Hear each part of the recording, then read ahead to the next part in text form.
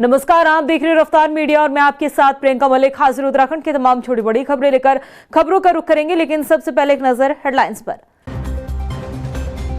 Dhami cabinet में अहम फैसलों पर लगी मोहर। ग्रीन हाइड्रोजन उत्पादन नीति को कैबिनेट की मिली हरी झंडी।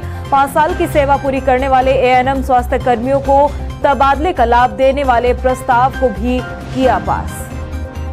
अंकिता हत्याकांड मामले में सीबीआई जांच की देरी पर कांग्रेस ने फिर उठाए सवाल। कांग्रेस के प्रदेश अध्यक्ष गणेश गोदियाल का आरोप, अंकिता केस में गंभीर नहीं सरकार, जनता को किया जा रहा गुमराह।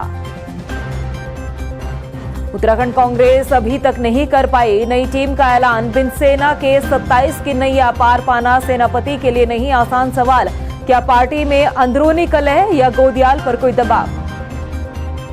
और हरिद्वार के कनखल में सरकारी जमीन की जांच के दौरान हुआ खूनी संघर्ष। जिला पंचायत उपाध्यक्ष के भाई समेत 2 को लगी गोली। आरोपी ने पुलिस के सामने किया आत्मसमर्पण। हेडलाइंस के बाद बुलेटिन में खबरें विस्तार से। और सबसे पहले बात करेंगे धामी कैबिनेट बैठक की। बुधवार को देहरादून स्थित सचिवालय में सीएम पुष्कर सिंह धामी की अध्यक्षता में हुई कैबिनेट बैठक में 8 प्रस्तावों पर मुहर लगी है।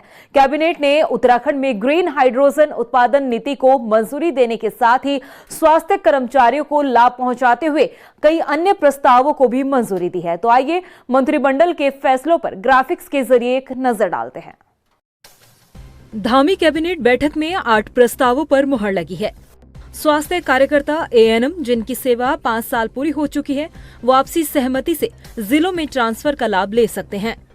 ग्रीन हाइड्रोजन उत्पादन को बढ़ावा देने के लिए उत्तराखंड हाइड्रोजन नीति 2026 को मंजूरी दी गई। इसके तहत सब्सिडी पर मुख्य सचिव की अध्यक्षता में फैसला होगा। राजस्व विभाग में आपसी समझौते से भूमि अर्जन की नई व्यवस्था लागू की गई है। जनजाति कल्याण विभाग में पदों की सृजन को अनुमति मिली है। देहरादून, उधम सिंह नगर समेत 4 जिला जनजातीय कल्याण अधिकारी के पद स्वीकृत किए गए। पूर्व की नियमावली में संशोधन हुआ है। भूजल की दोहन को नियंत्रित करने के लिए नियमावली बनी है। व्यावसायिक उपयोग की दरें निर्धारित की गई। रजिस्ट्रेशन फीस 5,000 रुपए होगी। उत्तराखंड निजी विश्वविद्यालय अधिनियम में संशोधन हुआ है। जेआरडी उत्तराखंड विश्वविद्यालय बनेगा। आगामी बजट सत्र में विधानसभा में अध्यादेश आएगा। चिन्याली सौड़ और गौचर हवाई पट्टी को केंद्र और राज्य सरकार द्वारा संचालन के लिए रक्षा मंत्रालय को ट्रांसफर होगी। प्राग फार्म की जमीन सिडकुल को दी गई थी। इस जमीन को अन्य को बेचने, पट्टे पर देने का प्रावधान नहीं होगा। सिडकुल सब लीज कर सकेगा। वहीं कैबिनेट बैठक के दौरान महाराष्ट्र के डिप्टी सीएम अजीत पवार के निधन पर 2 मिनट का मौन रखा गया और उन्हें श्रद्धांजलि अर्पित की गई।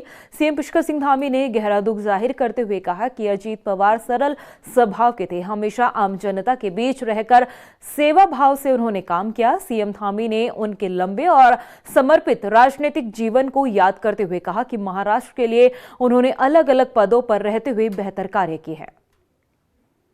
समाचार मिला है और सच में बहुत बड़ी क्षति हुई है। महाराष्ट्र के उप मुख्यमंत्री अजीत पवार जी का एक दुर्घटना में निधन का समाचार प्राप्त हुआ है और निश्चित रूप से जिस प्रकार से उनसे मेरा व्यक्तिगत रूप से भी परिचय था, मिलना था, कई सारे कार्यक्रमों में, पार्टी के कार्यक्रमों में मिलना होता था। सरलता से मिलना, लोगों से, लोगों के बीच में रहना, सेवा करना और एक लंबा राजनीतिक कैरियर उनका रहा है अभी तक। उन्होंने महाराष्ट्र राज्य में अपनी अनेक पदों पर रहकर अपनी सेवाएं दी हैं। उनका जाना एक बहुत बड़ा स्थान रिक्त कर गया है। मैं भगवान से प्रार्थना करता हूं कि भगवान उनके श्री चरणों में स्थान दे और उनके पारिवारिक जनों को, उनके सभी शुभचिंतकों को, उनके समर्थकों को, अन्य लोगों को, सबको भगवान इस दुख की घड़ी में इस दुख को सहन करने की शक्ति प्रदान करेगा। उत्तराखंड कांग्रेस के प्रदेश अध्यक्ष गणेश गोदियाल ने एक बार फिर से अंकिता हत्याकांड मामले में सरकार की मंशा पर सवाल उठाए हैं। दिल्ली में मीडिया से बातचीत करते हुए गणेश गोदियाल ने आरोप लगाया कि अंकिता हत्याकांड मामले की सीबीआई जांच को लेकर राज्य सरकार गंभीर नहीं है। इसके साथ ही उन्होंने कहा कि सीबीआई जांच के ऐलान के 15 दिन हो चुके हैं, लेकिन अभी तक ये स्पष्ट नहीं हुआ है कि मामला सीबीआई को सौंपा गया है या नहीं। मुख्यमंत्री जी ने सीबीआई जांच की जो आदेश देने थे उससे पहले एक एफआईआर दर्ज होती है किसी अन्य व्यक्ति के द्वारा, किसी थाने में एफआईआर दर्ज होती है और उस एफआईआर के आधार पर सीबीआई जांच की बात की जाती है कि हम उस एफआईआर के आधार पर सीबीआई जांच करेंगे। फिर एक बार ये संदेह पैदा हुआ कि उत्तराखंड की सरकार और मुख्यमंत्री पुष्कर सिंह धामी अंकिता भंडारी हत्याकांड की जांच को सीबीआई को सीधे सीधे सौंपने, पारदर्शी तौर पर इस जांच को सौंपने के बजाय इसमें कुछ न कुछ तिकड़म फिर भिड़ा रहे हैं। उत्तराखंड में विधानसभा चुनाव के लिए अब ज्यादा समय नहीं बचा है, लेकिन आज भी विपक्षी दल कांग्रेस उसी ढर्रे पर चल रही है जिस पर पहले थी। हाल ही में प्रदेश अध्यक्ष का चेहरा बदला गया, इस उम्मीद के साथ कि पार्टी में नया जोश होगा, नई ऊर्जा होगी, नई ताकत मिलेगी। लेकिन सवाल तो यह है कि बिन सेना के सेनापति आखिर कैसे 27 की जंग को जीत पाएगा। अब तक भी टीम का गठन न होने से कई गंभीर सवाल खड़े होते हैं। इसके साथ ही क्या गणेश गोदियाल पर किसी तरह का कोई दबाव बनाया जा रहा है या पार्टी के भीतर कोई अंदरूनी खेल चल रहा है? क्या कुछ पूरा मामला है, इस रिपोर्ट में देखिए। 2027 में कांग्रेस कैसे होगी पास? ना तो टीम का गठन, ना ही कार्यकर्ताओं में जोश। बिन सेना के सेनापति कैसे जीतेंगे जंग? गोदियाल पर कोई दबाव या चल रहा कोई अंदरूनी खेल? उत्तराखंड विधानसभा चुनाव 2027 को जीतने के लिए कांग्रेस भले ही दम भर रही हो, लेकिन धरातल पर विपक्षी दल की कोई एक्सरसाइज नजर नहीं आ रही। ना तो कांग्रेस में कार्यकारिणी का गठन हुआ है और ना ही कार्यकर्ताओं के जोश में कोई बदलाव। हाँ, उत्तराखंड कांग्रेस अध्यक्ष का चेहरा जरूर बदला गया, वो भी इस उम्मीद के साथ कि 27 की लड़ाई के लिए गणेश गोदियाल पार्टी को नई ऊर्जा देंगे, कार्यकर्ताओं में जोश भरेंगे, पार्टी संगठन को नई ताकत मिलेगी। लेकिन सच तो ये है कि ना तो कार्यकर्ताओं में जोश नजर आ रहा है और ना ही सेनापति की सेना तैयार हो पा रही है। गणेश गोदियाल अब तक अपनी टीम भी तैयार नहीं कर पाए हैं और 2027 का चुनाव सिर पर है। कांग्रेस कार्यकारिणी के गठन में हो रही देरी को लेकर सियासी गलियारों में कई तरह के सवाल घूम रहे हैं। सियासी जानकार मान रहे हैं कि गणेश गोदियाल पर प्रेशर तो है, लेकिन पार्टी के भीतर अंदर खाने खेल भी चल रहा है। ये बात भी सच है कि कांग्रेस की गुटबाजी किसी से छिपी नहीं है। पार्टी को चुनाव में हार का सामना करना पड़ता रहा है। इसके पीछे का बड़ा कारण भी पार्टी की अंदरूनी लड़ाई ही मानी जाती है। पार्टी नेताओं के बीच आपसी खींचतान कांग्रेस को जीत का स्वाद चखने से रोकती रही और ऐसा नहीं है कि कांग्रेस के बड़े नेता इस बात को नहीं जानते। पार्टी हाईकमान भी इस बात को बखूबी जानता है, लेकिन न जाने ऐसी क्या वजह है कि उत्तराखंड कांग्रेस में आपसी कलह को ना तो कोई प्रदेश अध्यक्ष खत्म कर पाता है और न ही दिल्ली हाईकमान। और इस बीच कांग्रेस प्रदेश प्रभारी की तो बात ही छोड़ दीजिए। अब सवाल ये खड़ा होता है कि 2017-2022 में उत्तराखंड की सत्ता से दूर रहने वाली कांग्रेस जो लंबे समय बाद सत्ता की कुर्सी को पाने के लिए ललायत दिख रही है, आखिर उसके लिए पार्टी के भीतर कोई एक्सरसाइज क्यों नहीं की जा रही? हालांकि बीते दिन दिल्ली में कांग्रेस हाईकमान की उत्तराखंड कांग्रेस के साथ बैठक तो हुई, जिसमें राहुल गांधी और पार्टी अध्यक्ष मल्लिकार्जुन खड़गे ने उत्तराखंड कांग्रेस के वरिष्ठ नेताओं के साथ चर्चा की और 2027 विधानसभा चुनाव की तैयारी करने और पार्टी संगठन को मजबूत करने के लिए कहा। साथ ही राहुल गांधी ने उत्तराखंड कांग्रेस को 90 दिनों का रोड मैप तैयार करने का निर्देश भी दिया।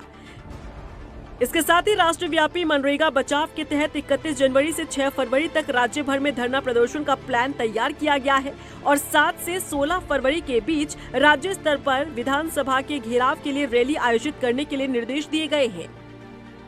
लेकिन गौर करने वाली बात तो ये है कि कांग्रेस किसी भी कार्यक्रम को एक प्रोजेक्ट की तरह चलाती है और फिर सभी नेता हाथ पर हाथ धरे बैठ जाते हैं। कांग्रेस शायद ये भूल जाती है कि वो देश की सबसे पुरानी पार्टी है और देश में सबसे लंबे समय तक सत्ता संभालने वाली भी कांग्रेस ही है और अपने इस अनुभव का अच्छा खासा प्रयोग वो कर सकती है। लेकिन ऐसी ललक ना तो कांग्रेस हाईकमान में नजर आती है और ना ही प्रदेश कांग्रेस में। यही कारण है कि नवंबर महीने में उत्तराखंड कांग्रेस की कमान करण माहरा के हाथों से लेकर गणेश गोदियाल को सौंपी गई थी, लेकिन ना तो अब तक गणेश गोदियाल की टीम तैयार हो पाई है और ना ही 27 चुनाव के लिए कोई खास रोड मैप। अब इसके पीछे की असल वजह क्या है, इस पर कोई भी नेता खुलकर बोलने को तैयार नहीं। लेकिन जिस तरह से कार्यकारिणी के गठन में लेट लतीफी दिखाई जा रही है, उसे देखकर तो यही माना जा रहा है कि गणेश गोदियाल पर किसी तरह का दबाव है या फिर पार्टी के भीतर कोई अंदरूनी खेल चल रहा है। रफ्तार मीडिया के लिए देहरादून से ब्यूरो रिपोर्ट। उधम सिंह नगर में उधम लगातार जारी है। पार्टी के नेता आपस में ही इस कदर भिड़ते दिखाई दे रहे हैं कि पार्टी को नुकसान पहुंचाने के लिए विपक्ष को यहां ज्यादा मेहनत करने की जरूरत नहीं पड़ेगी। अब बीते दिन बीजेपी के मेयर दीपक बाली ने दावा किया था कि 2022 में पुष्कर सिंह धामी को हराने की साजिश रची गई थी, लेकिन इसी दावे को खारिज कर दिया है काशीपुर से बीजेपी नेता गगन कंबोज ने, और दीपक बाली पर कई गंभीर आरोप भी लगाए हैं। रिपोर्ट देखिए। उधम सिंह नगर में जारी है उधम। बीजेपी नेताओं में रार, एक दूसरे पर कर रहे प्रहार, अपने ही पहुंचा रहे पार्टी को नुकसान। इन दिनों उधम सिंह नगर की राजनीति खूब चर्चाओं में है। बीजेपी के नेता आपस में ही इस कदर भिड़ रहे हैं कि यहां से पार्टी को नुकसान पहुंचाने के लिए विपक्ष को मेहनत करने की जरूरत ही नहीं। बीजेपी नेता एक दूसरे पर आरोप लगाते दिख रहे हैं। अब बीते दिन ही बीजेपी के काशीपुर से मेयर दीपक बाली ने सीएम धामी को लेकर बड़ा बयान दिया। दीपक बाली ने दावा किया था कि 2022 चुनाव में खटीमा से पुष्कर सिंह धामी हारे नहीं बल्कि हराए गए थे, यानी कि साजिश रची गई थी और टारगेट पर थे अरविंद पांडे। अब बीजेपी के ही नेता अरविंद पांडे के बचाव में उतरे हैं और दीपक बाली के इस दावे को खारिज कर दिया है। बीजेपी नेता गगन कंबोज ने आरोप लगाया कि 2022 में पुष्कर सिंह धामी को हराने के लिए आम आदमी पार्टी ने काम किया था और बाली उस दौरान आम आदमी पार्टी में ही थे, यानी कि सीधे सीधे गगन कंबोज ने बाली को ही कटघरे में खड़ा कर दिया है। आप और मैं 2022 में दोनों इकट्ठे चुनाव लड़े हैं। आप आम आदमी पार्टी से चुनाव लड़े, गगन कंबोज बसपा से चुनाव लड़ा। संपूर्ण समाज ने, सारे लोगों ने आपकी बहुत झाड़ू का मोर बनाया था कि पूरे प्रदेश ने, पूरे काशीपुर ने देखा है, पूरे उत्तराखंड में आम आदमी पार्टी किस लेवल पर काम कर रही थी और क्या कर रही थी, अपना मुख्यमंत्री बनाने की बातें कर रही थी। तो मान्यवर, आज आपके द्वारा कहा गया कि माननीय मुख्यमंत्री जी को चुनाव हराया गया, माननीय मुख्यमंत्री जी से लोग खुश नहीं हैं। मैं आपके माध्यम से कहना चाहता हूं कि महापौर जी, सबसे ज्यादा अहम भूमिका अगर उनको ना बनने में इस पूरे प्रदेश में अगर किसी ने निभाई तो वो आम आदमी पार्टी ने। घर घर जाके पूरे जो कर सकते थे आप निचला स्तर पर आपने राजनीति करी इस उत्तराखंड देवभूमि में, और आपने अथक प्रयास किए, लेकिन फिर भी आप भारतीय जनता पार्टी को नहीं रोक पाए।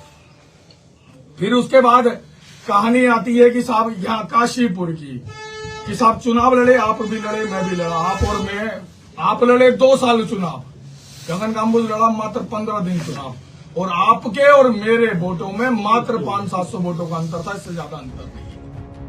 इतना ही नहीं, गगन कंबोज ने तो उधम सिंह नगर में किसान की आत्महत्या मामले पर भी बीजेपी मेयर दीपक बाली पर आरोप लगाया। गगन कंबोज ने कहा कि दीपक बाली के पास मृतक किसान और उसका परिवार कई बार गुहार लगाने के लिए आए, लेकिन कोई सुनवाई नहीं हुई। वो परिवार 4 से 8 बार से 10 बार आपके दर दर आया है। उस परिवार ने बताया है कि वो आपके दर दर आया है, और आपने क्या किया? आपसे एक इतना सा मामला नहीं निपटा कि उस भाई सुखवंत सिंह ने आत्महत्या कर ली। मैं झूठ बोल रहा हूं तो मेरे को फांसी दे दे प्रशासन। जांच कर ले इस चीज की भी कि महापौर जी के पास वो व्यक्ति आया था या नहीं आया था। आप पूरे समाज में आपका एक मैसेज कन्वे है, लेके रिक्शा वाले से हो या बड़ा कोई अधिकारी हो, आपके माध्यम से कई बार अपनी चीजों में कहा जाता है कि साहब ने कहा है, साहब ने कहा है, साहब ने कहा है। बता दें कि गगन कंबोज का ये बयान ऐसे समय पर आया है जब पहले से ही उधम सिंह नगर में उधम मचा हुआ है। अरविंद पांडे ने पहले से ही बीजेपी के खिलाफ मोर्चा खोल रखा है, जिससे 2022 का चुनाव यहां से काफी टफ होता दिख रहा है। तो वहीं अब मेयर दीपक बाली का दावा, फिर इसी दावे को खारिज करते बीजेपी नेता गगन कंबोज, ये सभी नेता भले ही अपनी आपसी लड़ाई की खींच निकाल रहे हो, लेकिन इन सबके बीच नुकसान बीजेपी को हो रहा है। अब देखना होगा कि 2027 विधानसभा चुनाव से पहले क्या पार्टी उधम सिंह नगर में मचे उधम को शांत कर पाती है या फिर नहीं। रफ्तार मीडिया के लिए उधम सिंह नगर से गौतम सरकार के साथ देहरादून से ब्यूरो रिपोर्ट। अंकिता भंडारी को इंसाफ दिलाने के लिए शुरू की गई लड़ाई अब तू मैमे पर आ चुकी है। इस केस में अब जो कुछ हो रहा है वो किसी ड्रामे से कम नहीं लगता है।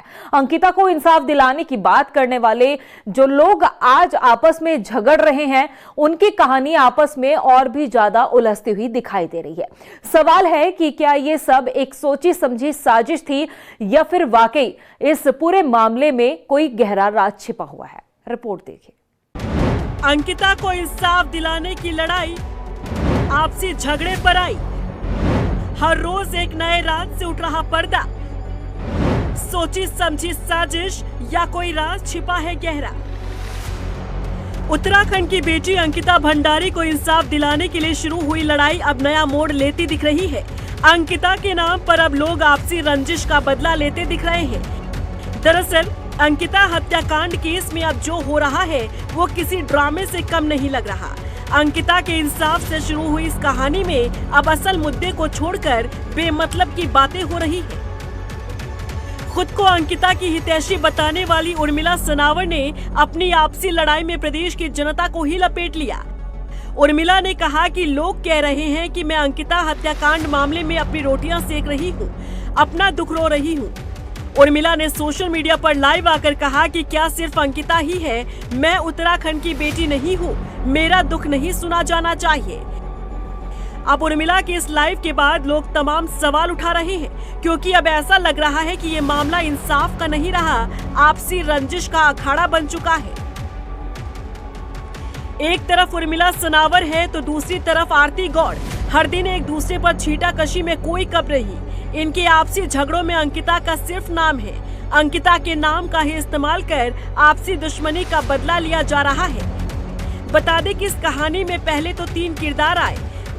उर्मिला सनावर, जिसने अंकिता हत्याकांड मामले में कथित वीआईपी के नाम का खुलासा किया। फिर दुष्यंत गौतम, जिसे इस केस का कथित वीआईपी बताया गया। और फिर सुरेश राठौड़, उर्मिला सनावर का कथित पति, जिसने उर्मिला को ये सब कुछ बताया। फिर इसके बाद इस केस में नए नए किरदारों की एंट्री होती गई। शालिनी आनंद, उषा राणा माही, एक नकाबपोश महिला जो महाराष्ट्र से है, और उत्तराखंड बीजेपी के पूर्व प्रदेश प्रभारी श्याम जाजू। इन लोगों के बीच तो वो बात कहीं गुम हो गई जिसके लिए उत्तराखंड की जनता सड़क पर उतरी थी। सीबीआई जांच। क्या आपको पता है सीबीआई जांच का क्या अपडेट है? शायद इतना ही मालूम होगा कि लोगों की मांग पर सीएम धामी ने इसकी सिफारिश की थी। इसके आगे का कोई अपडेट नहीं। जबकि लड़ाई तो अंकिता को न्याय दिलाने की थी, लेकिन कभी एक ही थाली में खाने वाले आज एक दूसरे के दुश्मन बने बैठे हैं और अंकिता के नाम के सहारे ये आपसी खींच निकालते दिख रहे हैं। यही लोग अपनी अपनी डफली, अपना अपना राग सुना रहे हैं और इनके शोर के बीच अंकिता की चीखें कहीं दफन हो गई है। और लोगों को भी अब ये जानने में ज्यादा दिलचस्पी है कि उर्मिला अब किसका नया ऑडियो वायरल करेगी और कौन सा नया खुलासा करेगी।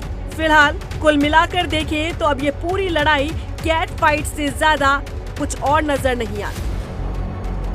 रफ्तार मीडिया के लिए देहरादून से ब्यूरो रिपोर्ट। रुद्रपुर में बीजेपी के पूर्व विधायक राजकुमार ठुकराल पर लगे महिला के अपमान के आरोपों के चलते ठुकराल ने माफी मांगी है। इसके साथ ही कांग्रेस नेता मीना शर्मा द्वारा लगाए गए आरोपों की जांच की मांग भी की है। उन्होंने कहा है कि वो कभी महिलाओं का अपमान नहीं करते हैं, उनके खिलाफ साजिश रची गई है। ये क्या कंडीशन है? 400 के ऊपर बीपी हो गया। सत्य प्रताड़ित तो हो सकता है, सत्य पराजित नहीं हो सकता। बख्श दो, कोई गलती हो गई है तो हम क्षमा प्रार्थी हैं। हम उन सबसे जिनको हमारे से ठेस लगी है, हम उनसे सबसे माफी मांगते हैं। मैं अभी सारी चीजों का खुलासा बहुत जल्द करूंगा। अभी मुझे हॉस्पिटल जाना है। मैं बहुत बड़ा खुलासा करूंगा साहब आपको इस शहर के अंदर। मैंने अपने जीवन में कभी किसी के साथ पाप नहीं किया, किसी व्यक्ति को ठगा नहीं, किसी व्यक्ति से पैसा न लिया। राज्य योजना के अंदर 200 से अधिक सड़कें लाया। अपनी संतान की कसम, राज्य योजना की किसी भी सड़क में कमीशन दिखाई। क्या वॉइस सैंपलिंग हो गई? क्या उसके आधार पर हो जाए? क्या दिक्कत है? हो जाए ना। अगर 1.5 साल बाद, पता नहीं कब का मामला, मुझे तो पता ही नहीं है, 1.5 साल बाद अगर कोई बोतल में से जिन्न बाहर आ गया है तो मैं तो कहता हूं परीक्षण कर लो। अब गेंद तो इनके पाले में है ना, पुलिस के। हरिद्वार के कनखल थाना क्षेत्र में सरकारी जमीन पर कब्जे की शिकायत की जांच के लिए पहुंची प्रशासनिक टीम के सामने बीजेपी से जुड़े 2 गुटों में खूनी संघर्ष देखने को मिला। जिला पंचायत उपाध्यक्ष अमित चौहान के भाई सचिन चौहान को संदिग्ध परिस्थितियों में गोली मार दी गई। उधर इस घटना के बाद आरोपी अतुल चौहान ने पुलिस के सामने आत्मसमर्पण भी कर दिया। पुलिस के मुताबिक प्रशासनिक टीम सरकारी भूमि पर अवैध कब्जे की जांच करने के लिए पहुंची थी और इसी दौरान 2 पक्षों के बीच विवाद हुआ। एक पक्ष के अतुल चौहान और दूसरे पक्ष के जो है वो भाजपाइयों प्रदेश मंत्री तरुण चौहान के बीच कहासुनी के बाद ये फायरिंग की घटना हुई है, जिसमें सचिन चौहान और किशन पाल को गोली लग गई। अभी जो घटना स्थल पे हमारी देखिए फॉरेंसिक की टीम भी आई है, तो जो हमारी फॉरेंसिक के लड़के हैं उन्होंने जो आइडेंटिफिकेशन किया है 4 खोखा राउंड है, जिसको कि हमने अभी आइडेंटिफाई किया है और उसी पे हमारा जो साक्ष्य कलेक्शन की कार्रवाई चल रही है। और कितने राउंड फायर हुए हैं, ये जो मुख्य आरोपी है इसकी एक किसी के मोबाइल से बनाई हुई वीडियो भी आई है, अतुल चौहान, उससे पूछताछ में पता चलेगा कि कुछ कितने फायर राउंड उसके द्वारा इस्तेमाल किए गए और उसका हम उसके एमुनेशन से भी मिलान करेंगे। लाइसेंसी ऐसा जानकारी में आई है कि उसके पास लाइसेंसी तमंचा था। अब वो लाइसेंसी तमंचे का इस्तेमाल किया या उसने अवैध तमंचे का इस्तेमाल किया, तो दोनों ही परिस्थितियों में वो आरोपी है और उस पर हमारे द्वारा कार्रवाई की जाएगी। देहरादून नगर निगम ने कार्य मूल्यांकन के बाद 56 आउटसोर्स कर्मचारियों को हटाने की तैयारी शुरू कर दी है। वहीं इस प्रशासनिक फैसले से हड़कंप मचा हुआ है। दरअसल नगर निगम में इस समय 363 आउटसोर्स कर्मचारी कार्यरत है, जिनमें से 140 सफाई कर्मचारी है, जबकि बाकी जो है वो डाटा एंट्री ऑपरेटर और चतुर्थ श्रेणी के कर्मचारी शामिल है। नगर आयुक्त ने बताया कि नगर निगम में आउटसोर्स कर्मचारी की लिस्ट बनाई गई है, जिनको मूल्यांकन के आधार पर हटाया जाना है और उसके बाद नई भर्ती की जाएगी। और नगर निगम देहरादून के द्वारा उन पार्कों के रखरखाव के लिए वर्तमान में जो कार्मिकों की आवश्यकता है, उसमें ट्रेंड जो हमें गार्डनर्स चाहिए, माली की आवश्यकता है, गार्ड्स की आवश्यकता है, क्योंकि बड़े क्षेत्रफल के पार्क निर्मित हुए हैं और इन पार्कों में कार्मिकों की जो असेसमेंट किया गया है, जो आवश्यकता का आकलन किया गया है, उसके आधार पर आउटसोर्सिंग फर्म को निर्देश दिए गए हैं कि इनकी भर्ती करते हुए जो अभी वर्तमान में स्टाफ है उनमें जो विभिन्न पटलों पर एक रिपोर्ट लेते हुए ये आख्या प्राप्त की गई है कि किस प्रकार से जो कार्मिक जिनकी वर्तमान में कार्य जो विभाजन के आधार पर आवश्यकता नहीं है, उनको रिप्लेस करते हुए गार्डनर्स की और गार्ड्स वगैरह की भर्ती की जा सके। वहीं टिहरी के जिला कार्यालय सभागार में विकसित भारत गारंटी फॉर रोजगार और आजीविका मिशन पर एक मीडिया कार्यशाला आयोजित की गई। इस दौरान विधायक किशोर उपाध्याय भी मौजूद रहे। उन्होंने कहा कि मिशन जरूरतमंद लोगों को रोजगार और आर्थिक रूप से सशक्त करने की दिशा में एक अहम कदम होगा। और ये इतना अच्छा कार्यक्रम है जो नया इसका स्वरूप आया है और ये बहुत अच्छी बात है कि 2005 में सबसे पहले ये जनपद टिहरी जनपद पहले वाले उसमें शामिल था, जब ये नरेगा वाला जब बना था, बाद में मनरेगा हुआ और आज विकसित भारत जी राम जी अधिनियम, उस पर अच्छी बात ये है कि एक जो ग्राउंड जो ज़मीनी स्तर से जो है उसमें सुझाव लिए जा रहे हैं और जो भी हमारे सुझाव होंगे, हमारे यहाँ पर बहुत सुयोग्य जिलाधिकारी निधिका जी और साथ में असलम साहब जो स्टेट में भी देख रहे थे इस मनरेगा के काम को, तो हमारे लिए तो ये सोने पे सुहागा हो गया। ब्यूरो द्वारा यहाँ पे जनपद टिहरी के हेडक्वार्टर में आज जो एक वार्तालाप रखी गई है और स्पेशली विकसित भारत जी राम जी अधिनियम पर मैं बहुत ही एक तो आभार व्यक्त करती हूँ प्रेस इन्फॉर्मेशन ब्यूरो का कि उन्होंने ये करा। और आज हमारे जितने भी यहाँ प्रेस क्लब टिहरी के लोग हैं, जितने भी मेंबर्स हैं, गणमान्य सदस्य हैं, काफ़ी अच्छा डेलिब्रेशंस यहाँ पे हुआ। और जैसा कि हम सब जानते हैं, विदित है कि विकसित भारत जी राम जी अधिनियम भारत सरकार लेकर आई है और सभी राज्यों को इवेंचुअली उसको इम्प्लीमेंट करना है। किस तरीके से उसको बेहतर हम लोग धरातल पे उतार सकते हैं, क्या क्या उसमें कुछ चुनौतियाँ आएंगी या क्या क्या चैलेंजेस हैं और उसको हम कैसे एड्रेस करें, उन सब पे काफ़ी अच्छी चर्चा हुई। माननीय विधायक टिहरी यहाँ मौजूद थे। उधर देहरादून स्थित आयुर्वेदिक निदेशालय परिसर में कर्मचारियों ने प्रमोशन, ट्रांसफर और स्थायीकरण की मांग को लेकर धरना प्रदर्शन किया। इस दौरान प्रदर्शनकारियों ने बताया कि विभाग में लंबे समय से प्रमोशन नहीं हुए हैं, बड़ी संख्या में कर्मचारियों का स्थायीकरण लंबित है और जिन कर्मचारियों की विभागीय कार्यवाही हो चुकी है उनकी बहाली रुकी हुई है। उन्होंने कहा कि अगर उनकी मांगे पूरी नहीं होती तो उग्र आंदोलन होगा। हमारे मिनिस्ट्रियल एसोसिएशन की समस्याओं के संबंध में काफ़ी समय से हम लोग अनुरोध करते आ रहे हैं। छोटी छोटी मांगें हमारी, पदोन्नति की मांग है, स्थायीकरण की मांग है, हमारे कार्मिकों के उत्पीड़न जो हो रहा है उसके बारे में निष्पक्ष विचारण करने की मांग है। हमारी तमाम छोटी छोटी समस्याओं पे अनेक पत्राचार के बावजूद भी विभाग कोई संज्ञान ही नहीं ले रहा है। दूसरा क्या है कि अधिकारियों के और मिनिस्ट्रियल कर्मी के बीच में अगर कभी कोई किसी स्तर पर नाराज़गी हो रही है तो मिनिस्ट्रियल कर्मी को घेर के मार दिया जा रहा है, उसको सस्पेंड कर दिया जा रहा है। अधिकारी से कारण बताओ नोटिस तक नहीं पूछा जाता है। इस प्रकार की अनेक छोटी छोटी मांगों के समर्थन में हम लोगों ने ये कहा कि अगर वैसे सुनवाई नहीं हो रही तो कम से कम एक दिवसीय धरने के माध्यम से हम अपनी बात उनके कानों तक पहुंचाएं। वहीं दिनेशपुर के गुल्लरबोज में विजिलेंस टीम ने छापेमारी करते हुए कई लोगों को रंगे हाथों बिजली चोरी करते हुए पकड़ा है। इस दौरान टीम ने बिजली चोरी के चलते भारी जुर्माना भी लगाया है। वहीं कार्रवाई से क्षेत्र में हड़कंप मचा रहा। विभागीय अधिकारियों का कहना है कि आगे भी इस तरह की कार्रवाई जारी रहेगी। देखिए, टीम में लगभग 2 एज 2 एसडीओज और बाकी एक्शन भी हमारे शामिल हैं।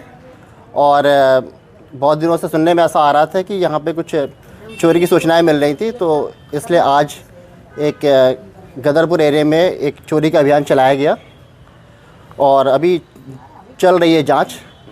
उस चोरी की सारी सूचना जैसे भी पूरी हो जाती है आपको दी जाएगी, जानकारी आपको दे दी जाएगी जैसा भी होगा।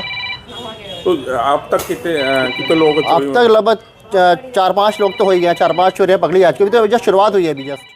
वहीं रुड़की के गंगनहर कोतवाली क्षेत्र में रामपुर चुंगी पर एक चाय की दुकान में गैस सिलेंडर फटने से भीषण धमाका हुआ। इस आगजनी की घटना में 2 लोग गंभीर रूप से घायल हो गए, जिन्हें अस्पताल में भर्ती कराया गया। वहीं मौके पर पहुंची पुलिस और फायर ब्रिगेड की टीम ने आग पर काबू पाया है। पुलिस की शुरुआती जांच में हादसा गैस रिसाव होने के कारण बताया जा रहा है। मैं क्या नाम है अपने घर से निकलकर 4 बजे इब्राहिमपुर गाँव में जा रहा था, तो यहाँ देखा कि तारों में भी आग लग रही है और खोखे में भी आग लग रही है। मैं इसके आदमी के घर गया, इसके आदमी के घर जाकर उन्हें उठाया। मैंने कहा जी तुम्हारे खोखे में आग लग रही है, तो बेचारे आनंद फरन मेरी गाड़ी में बैठ कर आए और मैं उन्हें चुंगी में छोड़कर चला गया। प्रदेश की खबरों में इतना ही, फिर हाजिर होंगे कुछ और खास खबरों के साथ। अब तक के लिए मुझे दे इजाजत, नमस्कार। धामी कैबिनेट में अहम फैसलों पर लगी मोहर। ग्रीन हाइड्रोजन उत्पादन नीति को कैबिनेट की मिली हरी झंडी। 5 साल की सेवा पूरी करने वाले एएनएम स्वास्थ्य कर्मियों को तबादले का लाभ देने वाले प्रस्ताव को भी किया पास। अंकिता हत्याकांड मामले में सीबीआई जांच की देरी पर कांग्रेस ने फिर उठाए सवाल। कांग्रेस के प्रदेश अध्यक्ष गणेश गोदियाल का आरोप, अंकिता केस में गंभीर नहीं सरकार, जनता को किया जा रहा गुमराह।